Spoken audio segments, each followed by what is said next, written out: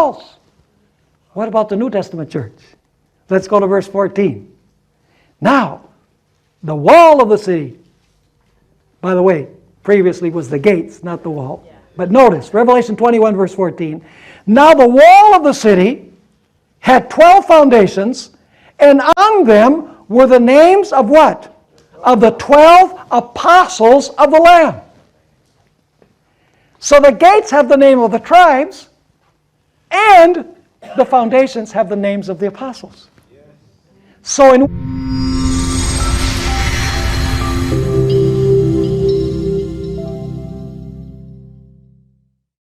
It's here. It's here. It's finally here. Adventist Television Network is here. The one-stop network for Christians or anyone wanting to learn how they can develop a more meaningful relationship with Christ.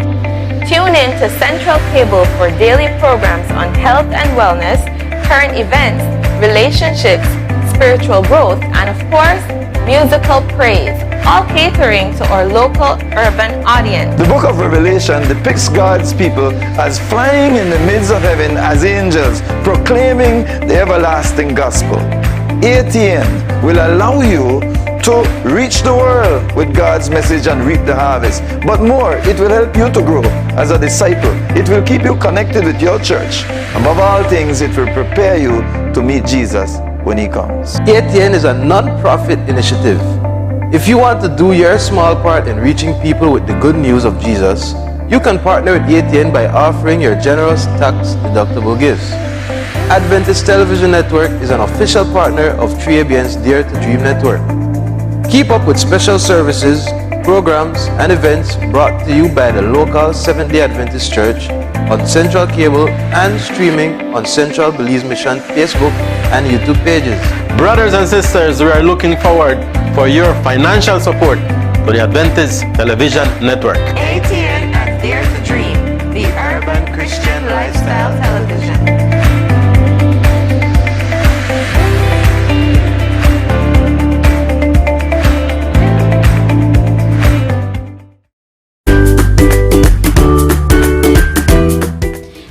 My name is Amini Anderson, and I'm the General Manager for our Yadpa bookstore here in Belize City. At our bookstore, we cater at offering books that can help you live a healthier lifestyle. We offer books that can help your marriage and your family life to be even more sweeter. We haven't forgotten the kids, we have books for them, and we also have books that will help you grow in your spiritual life. We're located inside the headquarters of the Belize Union of Seventh-day Adventists that is located on 3A Street, Kings Park. Our phone numbers are 223-3048, or you can get us on our cell number at 660-2378. Our working hours are from 8 to 12:15 from Monday to Thursday, 1 to 4:15, and on Friday we are open from 8 to 12. You can also find us on Facebook. Our name for our page is Yadpa Belize. ATN has partnered with us, and for every purchase made using the code ATN21, a proceed will be going to them to help them further in their ministry as well. So feel free, come visit us. I'm sure you're going to find something that will be a blessing to you all. Thank you.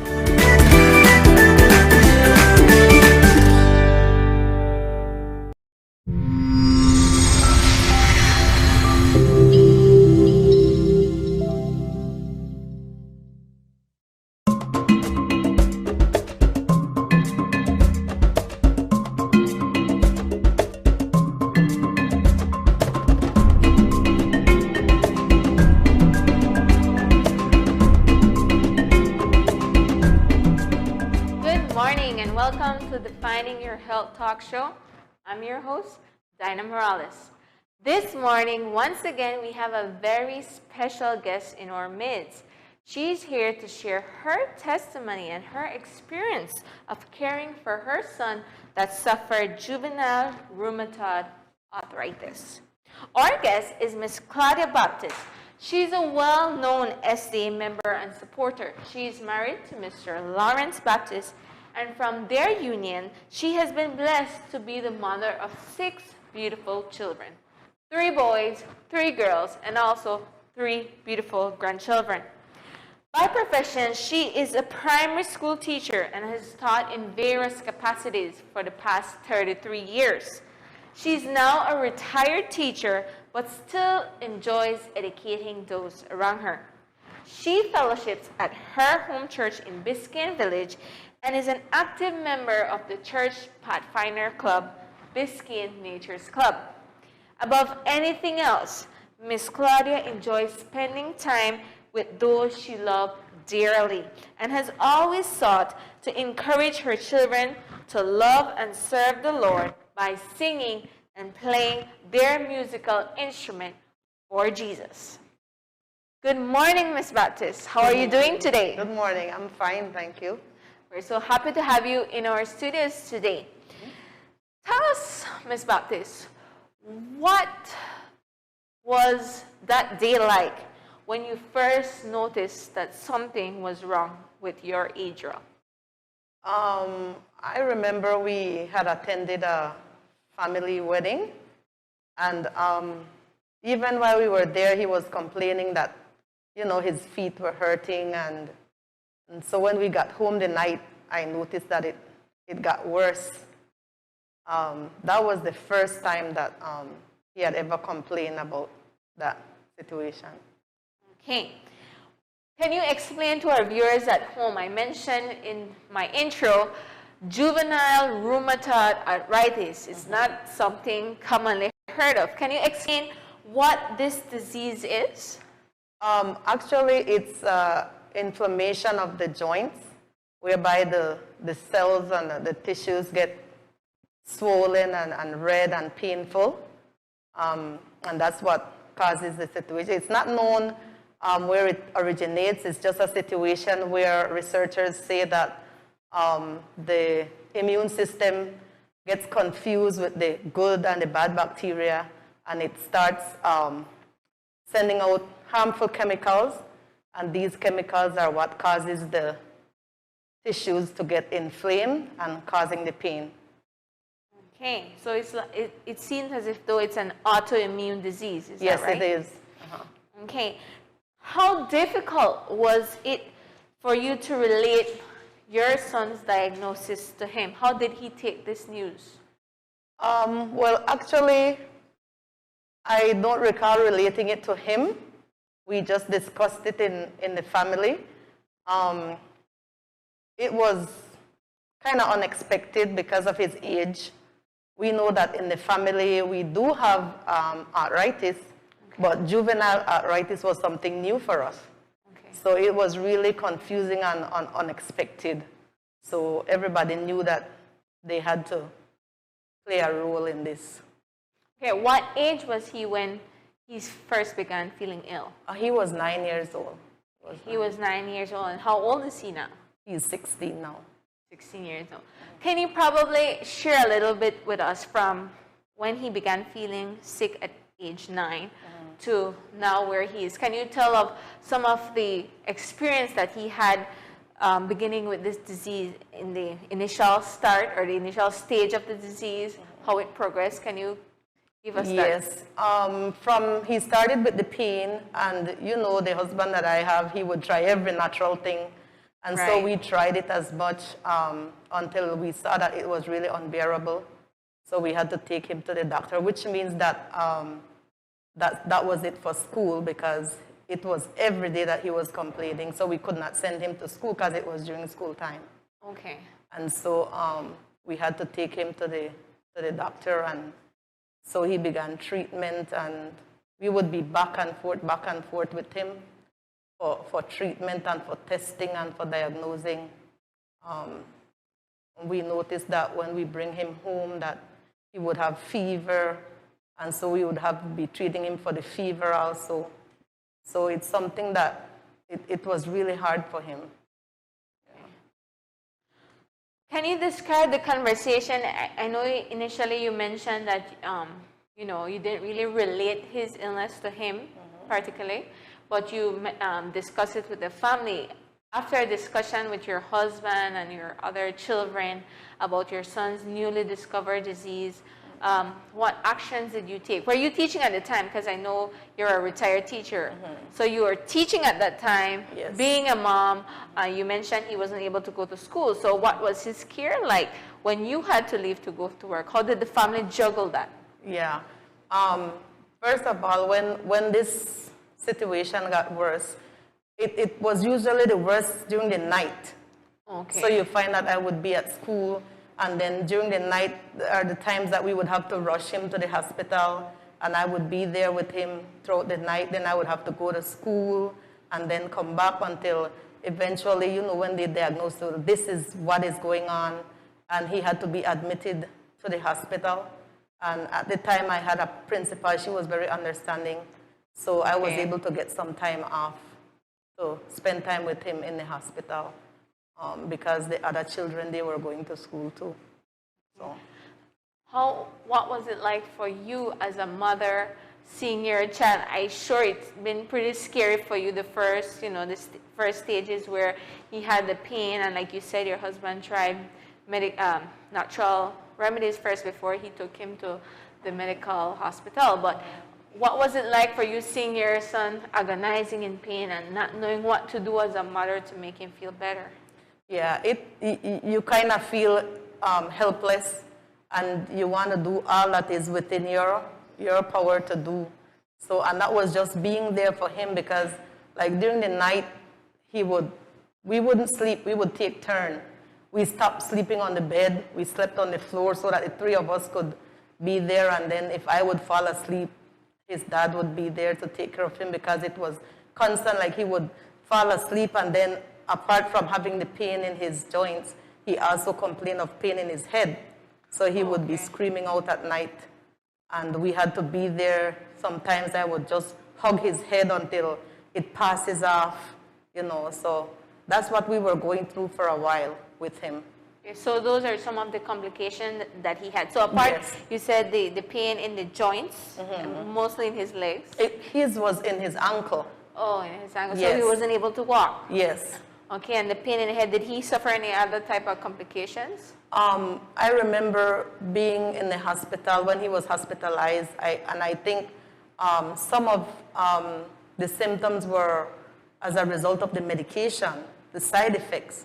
Okay. And I remember one morning in the hospital, he got up, and because both of us were allowed to stay there, and he was like, "Dad, where are you? Because I can't see you." He was completely blind.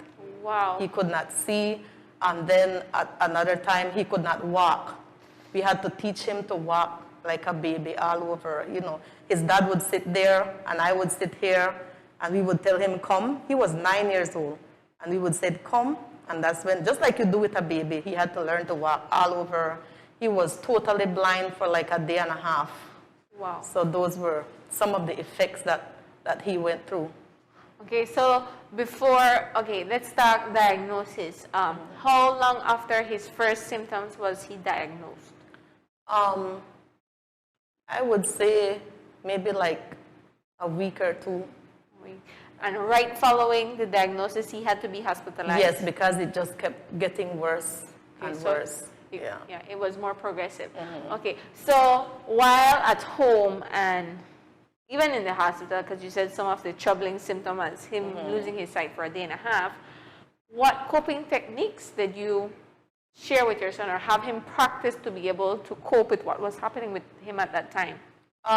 We would be there, like I said, we were always thankful for the staff at the hospital, because they literally allowed both of us to stay, which you know is against the it's rule. not common. And so we would be there, we would worship with him in the morning, we were able to sing with him and encourage him, and I think just the two of us being there kind of like encourage him every time he opens his eye and he can see mommy and daddy was there. You know, although he was missing his sister, his twin Yes. sister, she couldn't be there because of her age, but praise God, we were there every morning. So that's how we kind of allowed him to help him to cope, and we would remind him that he wouldn't be in there forever, you know, that he would be getting out soon. So that kind of encouraged him. Okay. I can just imagine. I've never been in that situation. I'm a young mother, but I know when I was younger and I was very ill, my mom always speaks stories of how she used to, cry at night because she was only 22 years old, having me 11 months in the hospital with pneumonia, and she was crying, not wanting to eat, sleep. So, it put a stress on the mother. Before we go into your experience in that line, after the diagnosis, what was the line of treatment? What was the next step that your doctor discussed with you and your husband of how you can help your son Adriel? Medicine-wise, I can't recall all the medication, but I can definitely remember that we had to take him, I don't remember if it's every other day or every week, for a penicillin injection. Wow. So that's what he had to be kept on, definitely. Apart from that, they remind us to try to have him exercise, even though he might be feeling the pain, so that his joints wouldn't seize up. So we had to make sure that he would definitely try to walk, so that he would be mobile at all times. And did they give a time limit or in which he would come back to normal, or was that not in the picture at that time? That was not in the picture. For them, that was what he would have to live for the rest of his life. Wow. With, but as I did more research, I found out that for some patients, it would last like weeks or months. And for some, it's something that they would have to live with for the rest of their lives. And praise God, his wasn't the latter. Okay. Yeah. That's very nice to hear. I know you mentioned talking with your family about your son's illness. Can you maybe share a little here? I know you come from a very big family. The Baptist is a big family. What role did family members play throughout this process? Everybody was there for support, family-wise. The church family, I have to mention, because, a sickness like that, it's very expensive. We had to do tests and exams. I remember having to do an MRI and didn't have a penny. That's expensive.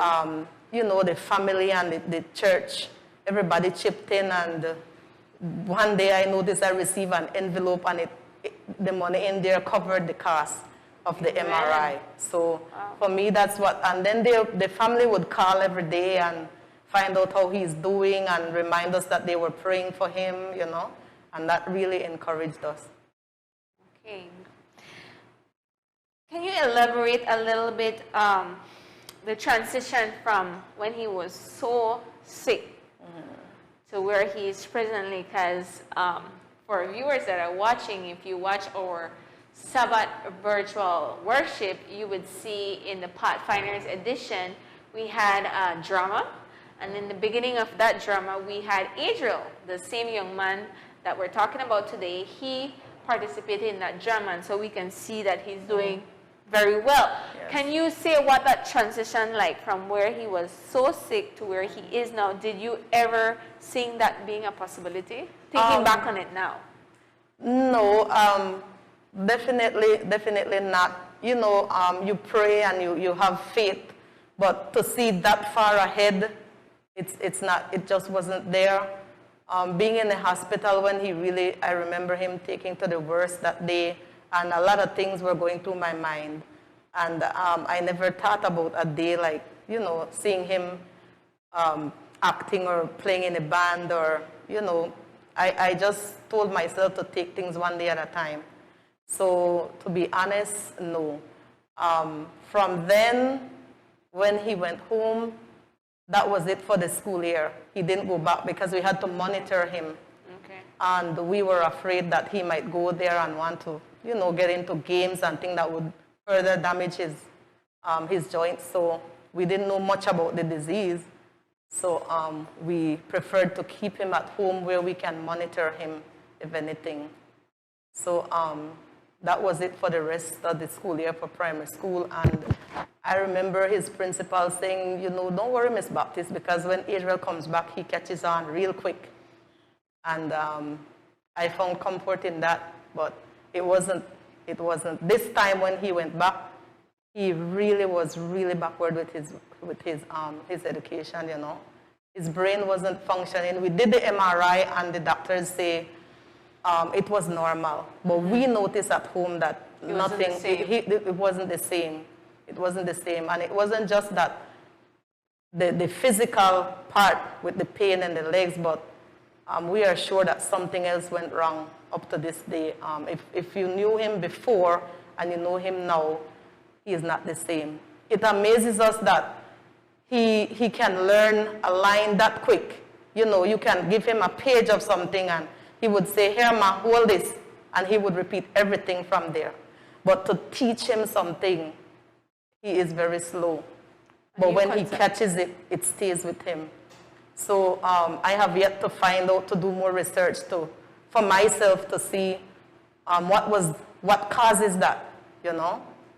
So it's not the same. With playing, right now, he is normal. He's a normal kid physically. He plays basketball, football. So his psychomotor skill came back? Yes, that is back. For me, it's just the mental part. Okay. Yeah. And in his performance, before I get to that question, but the duration from the first time he was sick to when he was able to go back to school, how many months we're talking there? I would say like it was 3 to 4 months before the other school year began, because I remember him being in the hospital and I remember doing grades because I had to have my grade book at school. Wow. I had to be preparing my students' report cards, and it was hard, but at the same time it kind of took my mind off what was happening for that time, you know. So that is what reminds me that it was like the end of second term and he didn't go back for the rest of that school year. And during that time, we still had to take him for follow-up for tests and, you know, to let the doctor check him out and see that everything was okay. Okay, so he battled with this disease for about, you would say, like a year and a half? For a year or less. For a year or less, yeah. And that's after that year is when you start to see some type of normalcy in his life? Yes, because at the hospital, when he had the worst scenario, he had a fit, like, you know, he just collapsed in my arm. Wow. And that was it. So that's when I knew that it wasn't going to be the same with him mentally. Even though the doctors said when they did the exam it was okay, those of us who know him, who live with him, we see that he's a different person. So did the doctor provide any type of, well, I know they gave support, but I mean any type of explanation for you? Because the way you're talking to me and I'm interpreting, like, you know, all of this happening so fast, you know, one complication, one symptom after the other. So, you know, if it's a new disease that you're just learning about and all of this happening, I know for you, probably you were a bit frantic, but why is this happening and why something else and why something else? What role did the doctor play in that time, you know, explaining to you and having you to, in some way, understand what your son was going through? Well, they would come in the morning. I remember clearly Dr. Eck, he went and did his research and he brought printed material to me so that I could read, both of us could read and educate ourselves on how to deal with him and how to treat him. You know, but like I said, they couldn't tell us what is causing it. What was the reason? Why was he having these pain? No, they couldn't tell us. Okay. So it's just for them to come every morning and say, yes, he's improving, or no, he's not improving. We have to keep him another week. And most of the time, that's what we heard. We have to keep him another week. We have to keep him another week. Okay. Yeah. Did you have, I noticed you mentioned that Adriel is a twin. Yes. So he has a twin sister? Okay. Did you ever feel scared that, you know, the same may happen to the sister since their genes are, you know, is similar? Or was it something isolated that, you know, was just for him? Not really, because from birth, they were preemies. So they were born less than 7 months. And so some people didn't think that they would live. But his sister, Daniela, she was like the stronger of the two. And she was the one, like, Adriel, we had him in the hospital for like 3 months before we could take him home. Wow. Just so that he would weigh 3 pounds. That's how long he had to stay. So from then, we knew that she would have been the stronger one, because she was out way long before that. And many times when he would fall ill, she would be there big and strong. And even now, she would be the one that looks after him, because everybody in the family know that he's a sickly one.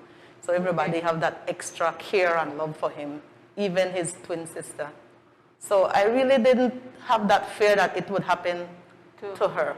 Yeah. Okay. Let's talk, my follow-up question before we went into these two. Question was, how is he doing now? I believe he's at high school now. Yes. He's going into what form? 3rd form.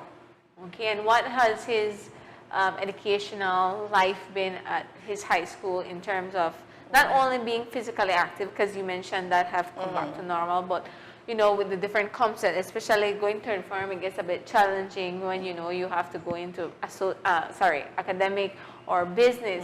How has he been? I guess he would talk to his mom. How has he been explaining to you, you know, his fears, or how is he handling it in terms of his school?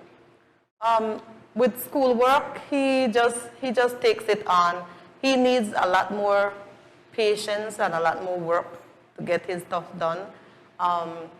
But Daniela really looks after him, and I would tell her, for as much as you can, when you have group work or whatever, try to be in his group. You know, so they're in the book, same form? Yes. Okay. So that you can support him and help him as much as you can. But he is I would say, above average academically with his schoolwork. And the teachers have been, I believe, very supporting. Yes. Actually, I didn't even mention, I only mentioned to the principal about his plight, because I didn't want him to feel like he is different. Yeah, I wanted him to be in a normal classroom with normal children, like, you know, like himself. So I only explained this to the principal. And she was like, okay, miss, I'm glad you told me. And I won't even tell the teachers. So I just wanted her to know.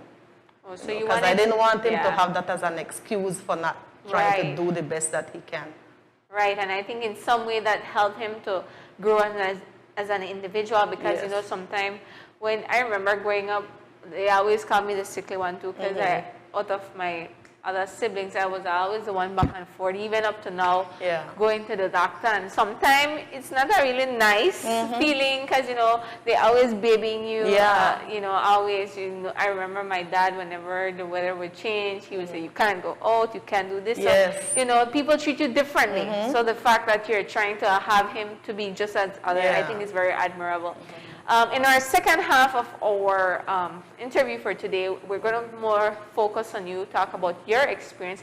But as we wrap up here for the first segment in talking about your son, what are some stuff that Adriel now enjoys? What are something you see that, you know, he put his focus in? What is Adriel's life now that all of this is behind him? It is, I would say, like almost normal. He likes whatever children his age would like. He loves to draw. He loves art. He loves to play basketball. He loves to play instruments. That's his first love. So those are the things that he enjoys. He enjoys going to school. Okay. You know, yeah, basically that. And I noticed he really enjoys being in the Pathfinder Club. Yes, he loves the Pathfinder Club, and he loves acting. Okay, so that's very nice to know, and we wish him well, and we hope that, you know, this stage that he's in, where he's so active, he's back to normal, and he's feeling like himself continues for a very long time. At this moment, we're going to take a quick break. I encourage you to stay tuned. We'll be right back.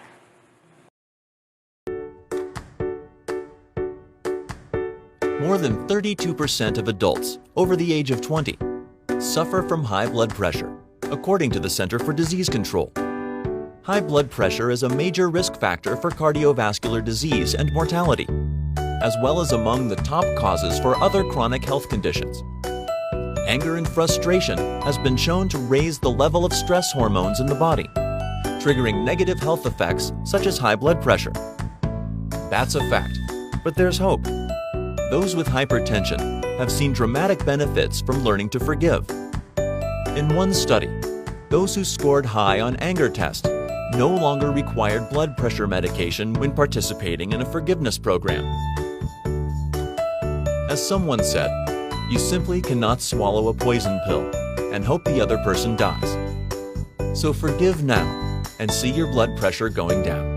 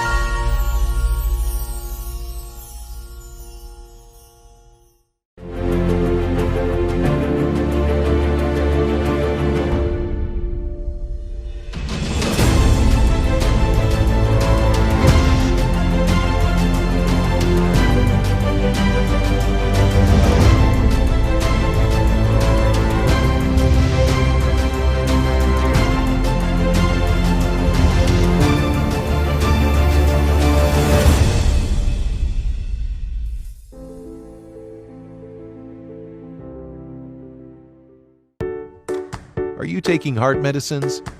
Medications can give us a false sense of security. Even if a person takes heart medicines, eating a lot of saturated or trans fats, fast and junk foods, red and processed meats, sweets, and processed foods will still increase inflammation and make cardiovascular disease worse.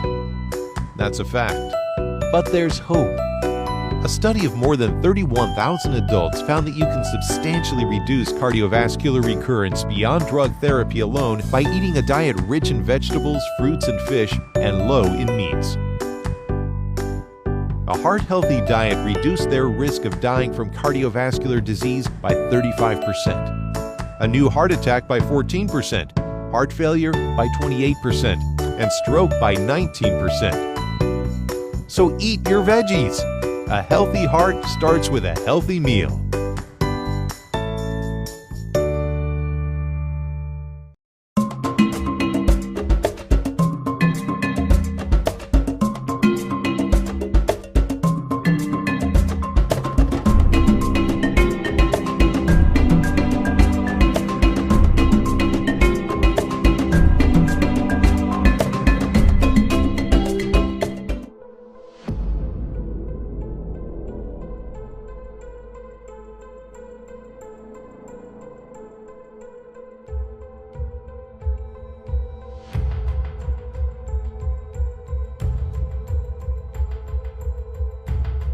I am always messing up.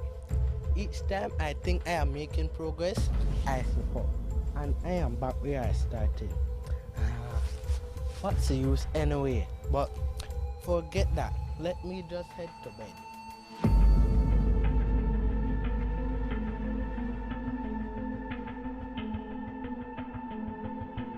Welcome back to Defining Your Health Talk Show.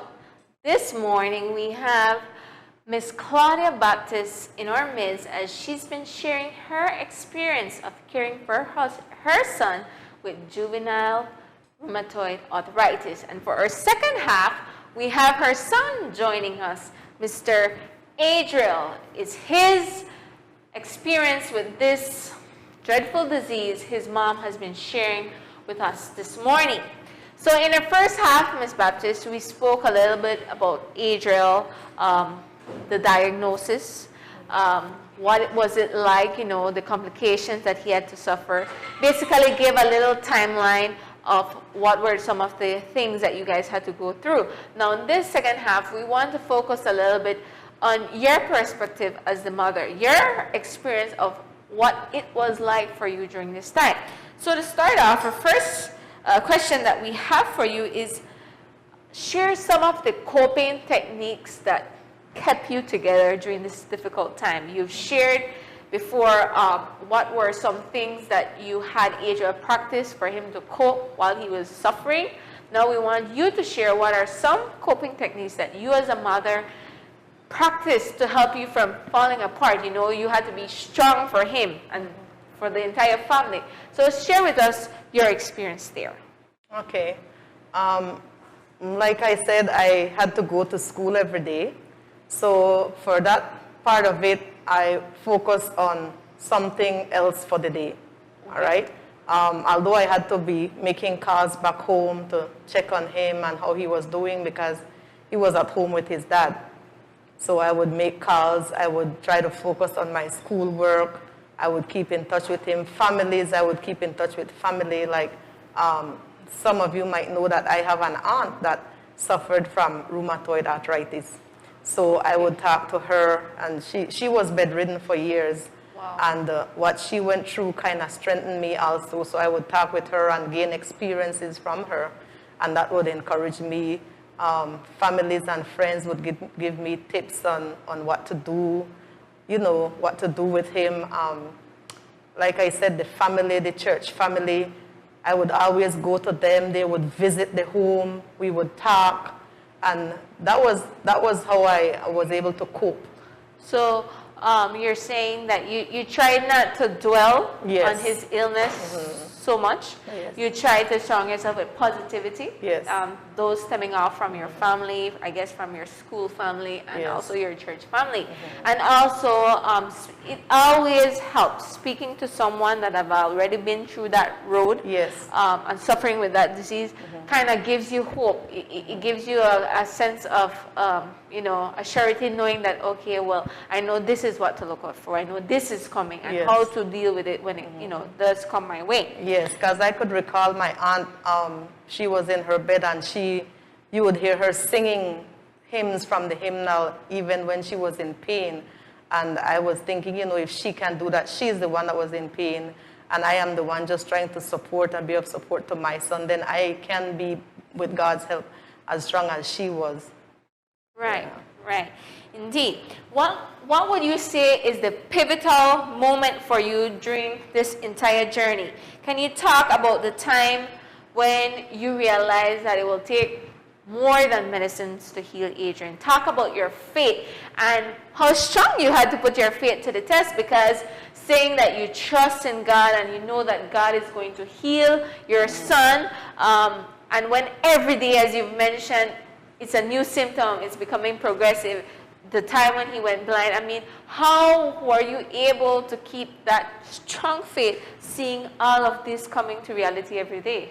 Yes, I would say the pivotal point was the last time we had to take him to the hospital. When he was admitted, he was there for like 3 weeks straight, hospitalized, and we took him down the day, and, you know, on the way he would be vomiting. We had to have him hanging out of the truck, vomiting all the way, and I went to the ER with him, and as usual, you have to wait your turn. Right.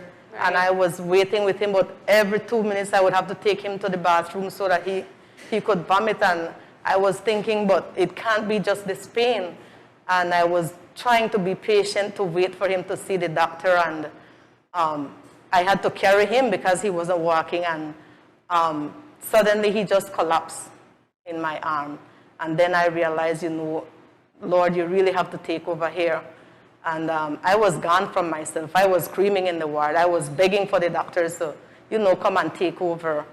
And they put him in a ward, and he just suddenly went into seizures. And then he just went silent.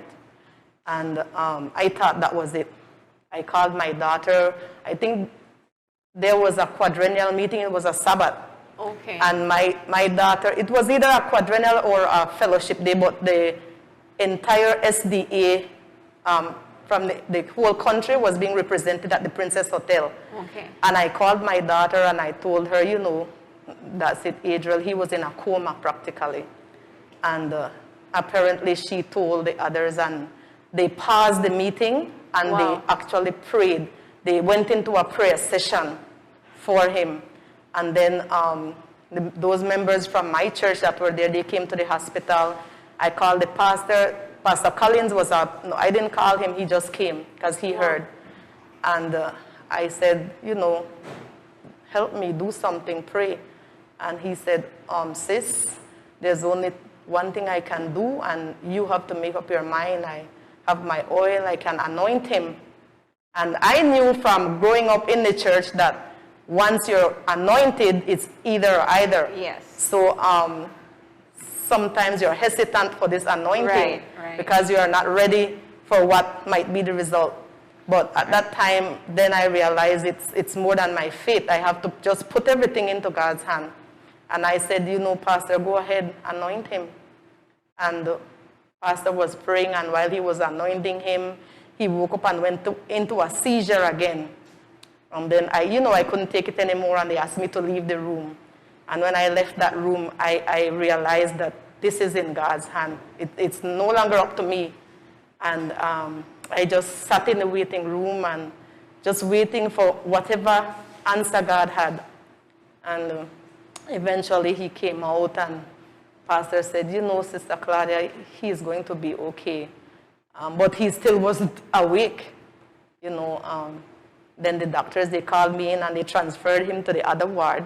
He was just silent, and they explained to me that when he was silent, he was having silent seizures. Wow. Because what had happened when the doctor examined him, his pressure went up. And apparently they were not paying attention to that because he was a child. Yeah. They're not expecting that a child would have high blood pressure. So we realized that the vomiting and all the headaches was because his blood pressure was really high. And so from then they started treating him not only for the arthritis but also for blood pressure. But for me, that was the turning point when I realized, it's just more than, Lord, I believe. You really have to just let go and let God. Put everything into God's hand because there's nothing more that you can do. Praise God for the wisdom that he gave to the doctors and for the patience of the medical workers, that were attending to him, that were tolerant of us as a family, and we were able to pass through that stage for that day. But that was a really frightening time for us. Okay. I know that experience probably it couldn't have been easy for you. And a lot of time as Seventh-day Adventists, we are so strong in our faith. We say we trust God with everything. We have faith. But it's really put to the test when you're fighting for your life. Yes. When you're on that sick bed, and you don't have any option. I can, as you're talking there, I'm remembering the time when I was sick, and it's like you're there at the hospital. You have faith in the doctors. You know that they're there to do as best as they can. But when you've been trying everything, and then you're just feeling really bad, and you feel hopeless. You feel hopeless, and that's I would say that's the moment when you find that everything within you then depend solely on God and testing your faith. I want to ask you a question here. Did you they always say sometimes when you're faced with difficulties, you need to pray, but you don't even have the strength to pray. Yeah. Did you experience that as a mother during this time? Many nights I would just lie there crying, and I console myself knowing that, the words that I can't say, that God already knows it. And also the power of intercessory prayers, because when you can't pray, there are others out there that are praying for you. So for me, this was definitely a testimony of the power of intercessory prayer, because I know just me alone, the prayers that I offered, I believe that the miracle, it needed more than that. So having a church family praying for you and with you, it means a lot. Okay. At this moment, I would like you to just briefly share with our viewers, there are many at home. Probably every day, if you would go on Facebook, you will see so many people suffering from COVID-19 to terminal illness to lifestyle diseases. So many things people are being bombarded with on a daily basis because of the sinful world we live in. And for a non-Seventh-day Adventist who may not know God as well as you may do during this time, you've mentioned that your faith and your dependence relied heavily on God. For that mother at home who's currently struggling with their sick child, been taking them to doctors up and down, don't know what they can do in order to help their children, or for an adult who is at home and been battling a disease and feel like there's no hope for them, what advice would you give to them for them to keep holding on at this moment? Like I said, it's hard if you don't believe in God. It's hard to do these things without faith. But you might know somebody out there that has faith in God. Reach out to somebody and take life one day at a time. I mean, you don't have to be looking all the way down the road so many years ahead. Just do it one day at a time. And as much as you could for your sick child or your sick family member, be there for them, because to me, like that touch and that presence helps in the healing process. So be there for them, and always have somebody that you can talk to, that you can call on. And that person, like I said, may be a person of faith. So even when you are losing your faith, somebody else is holding you up with their faith. So always remember that you are not alone in your struggle. There's always somebody else out there going through what you are going through, or even worse. So reach out and find that somebody and link up with that person, and you will have that support. Right. Thank you. Now, at this moment, we have Adrian in our midst, the miracle boy, if you may. He's the miracle boy that his mom has been talking about today. How are you doing today, Adriel? I'm fine. Fine. Okay, so sitting down here, listening to all these experiences and the remarkable story that your mom has been sharing today, how does it make you feel? Well, it's a little sad because, well, I don't really remember stuff like in the hospital, but right now it's good. And so hearing your mom talk about all these experiences, it brings back sad memories, you're saying, right? Yes. To you because of all that you have been able to go through. What role did your mom play during this time? What do you remember? I know you were only 9 years old when this all took place, so some of the information may be sketchy, but what can you remember from that time about your mom? What important did she play for you during that time for you to be able to feel better? She was always there, because like one night I would like when I wake up, she and my father, they were right there for me, and it's just to let you know that they will never leave you, and they will always be there. Right, and that's very important because as kids, I can never ever forget that I am older now, but even sometimes big adults, when you're not feeling well and you're scared, you don't know what you may have, and you want to go to the doctor, first person you call, mommy, Yes. mommy, I don't feel good, or mommy, I'm going through this, you want to come with me, or we rely on our mom for a lot of the support, and it's evident that he can recall, even though he was really young at that age, he can recall the persistent mother that he had and father that were there with him through every step of the way. And it's really nice to see that they always say a prayerful mother is a very strong mother. My mom used to always tell me, she said when I was sick and she was overwhelmed and she was just, you know, very sad and didn't know what to do, so she stopped eating and everything because she was stressing if I would get better. She said she remembered one of her aunts came to the hospital, brought food for her and told her, Rhonda, eat. And he said, but how can I eat? My stomach is all, you know, nutted. I don't know what to do. I don't want to lose my only girl, because I was the only girl from 2 boys.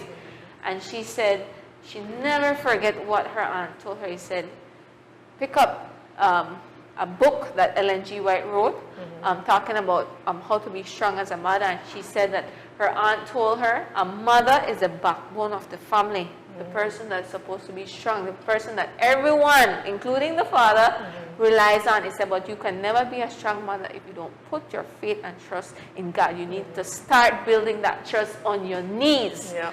And she said, at that time, you know, going through all of that, it's probably something easy for her to say, but not knowing what she was going through. And she said she always remembered that in the back of her mind, and so she started praying and praying. He said, and the more she prayed, the more she asked God to take this situation out of her hand and for him to deal with it, the more lighter her burden was. He said the more she was able to care for me, the more happier she was, and that was what helped her. So I'm glad that we have you this morning who have been sharing this experience for our viewers at home, that they can see how they need to put that faith into practice. Now, Mr. Adriel, right before we came into our second half, we saw a little snippet there of you in a drama. I guess that was for the Pathfinders program that we had. What do you like the most about being in the Pathfinders Club? Almost everything. Almost everything, okay. Everything. Do you enjoy being able to be with other kids? Yes. I love it because, you know, we go camping and hiking, and what happened, they will put us in unit. You know, we will have the whole Pathfinder, but they will put us in different unit, and they will have our next unit and this unit. Like every day when we wake up, we will have our own how I would say, one little stall, your little section. Yes, ma'am. And so you take pride in building these things and enjoying learning with your fellow Pathfinders, right? And thinking back, based on what your mom been saying today, you know, when you were 9, a 9-year-old is supposed to be out there having fun, enjoying playing. For a year, you weren't able to do that. Did you miss going to school when you were sick? Did you miss going to school, miss hanging out with your friends? Well, at the time, I wasn't really thinking about it because I was mostly thinking about how my parents were feeling, and yeah, I wasn't really thinking about school. Oh, so you weren't thinking so much about yourself. You were worrying that your parents had to be worrying about you and, you know, your well-being. Okay. So this question goes to Miss Claudia. How have your relationship with your son changed through this experience? You know, you have a big family. You have 2 other sets of twin boys. Yes. And you have an older daughter, Chantel, and Lauren, correct? And then you had his twin sister, Daniela. How have your son, the relationship with Adriel, changed since his experience, and yourself, you know, maneuvering the same type of attention? Because I know when a child is sick, you give all attention to him. How are you able to, you know, juggle the rest, being a mother and caring for your other children? Well, to be honest, caring for Adriel with his sickness, I found out that I had to give him more care. But the good thing about it is that my other children also realized that. So sometimes they would be the one getting mad at me for not treating Adriel a certain way. Oh, wow. And they would say, you know, Ma, remember it's Adriel. That's what they will always say at home, remember it's Adriel. So he does get special treatment at home, different treatment at home. And I don't get into problem with the other kids because they themselves treat him differently. So even that I'm thankful for, because you know children at times can be jealous. Yes. But no, they are always right there behind him, and they would be the one putting me in my place saying, Mom, it's Adriel. So it's a family effort. Yes. To be ensure that Adriel is always well. You, Adriel, what's your new, now that you've passed that terrifying experience in your life, what is your plan? What is your aspiration for yourself now in the future? What do you plan to do with your life?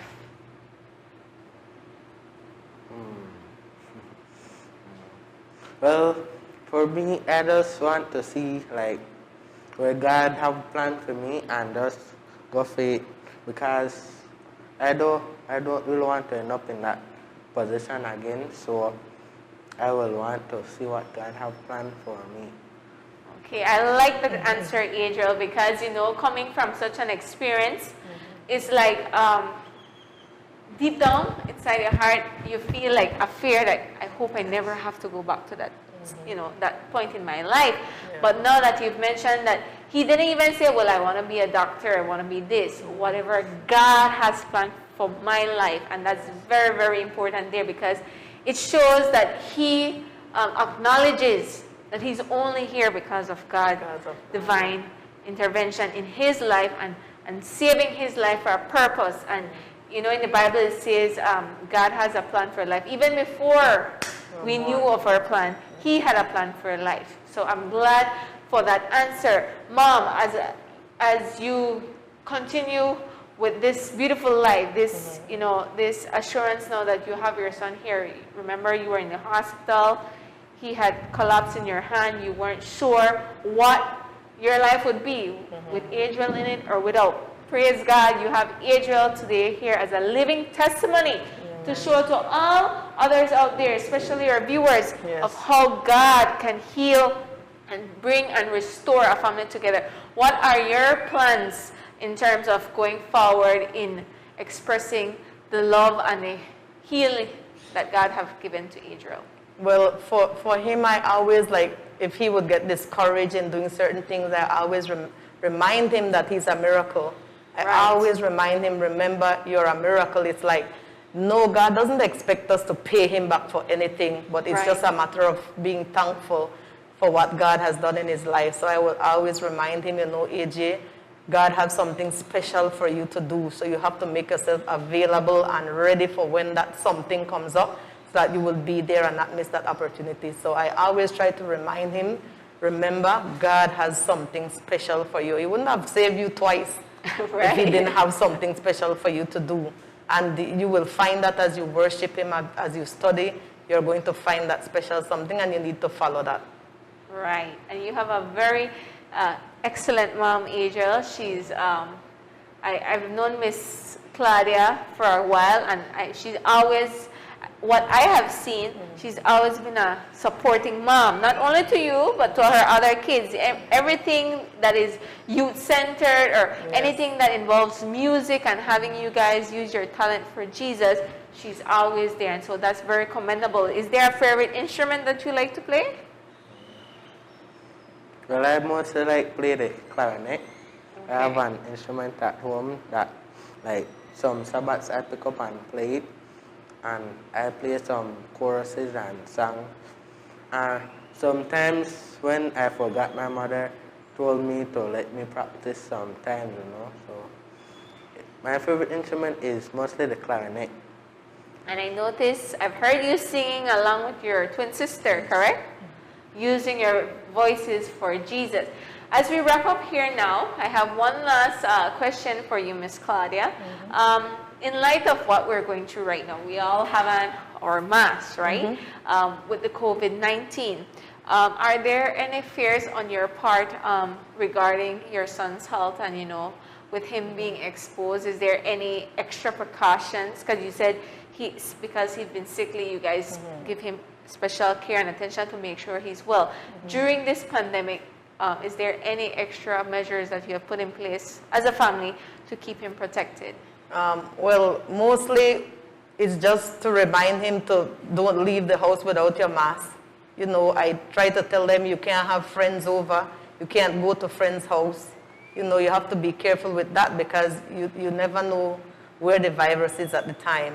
So you need to protect yourself and be very cognizant of what is going on. So mostly like, where is your mask? Did you wash your hands? Okay, so that's what we keep reminding him and everybody in the household about, because, you know, if he should get ill right now, as everybody knows, it's difficult trying to get somebody into the hospital, and we can't blame them there because they have what they are dealing with. So as a family and as individual, we have to do our part. Right, exactly. Adriel, we want to thank you for being here today. We want to thank Miss Claudia Baptist for sharing this experience with us today on our health show. I'm sure that our viewers at home are very thankful for this testimony. You know, a lot of time we hear testimonies of individuals who have been sick and have been able to get through their sickness, but it goes a bit more when you hear of people within your community. It can be your Adventist community or just our Belizean family as a whole that have went through such terrifying experience but have been able to compass it, and they're here to share the testimony of how you also, if you're at home and you're facing some type of disease, you also have hope that you will be able to be healed. You just need to, let me have you say it, Miss Claudia. Pray and have faith. Pray and have faith in God that He will take you through your difficult time. He promises to never leave us or forsake us.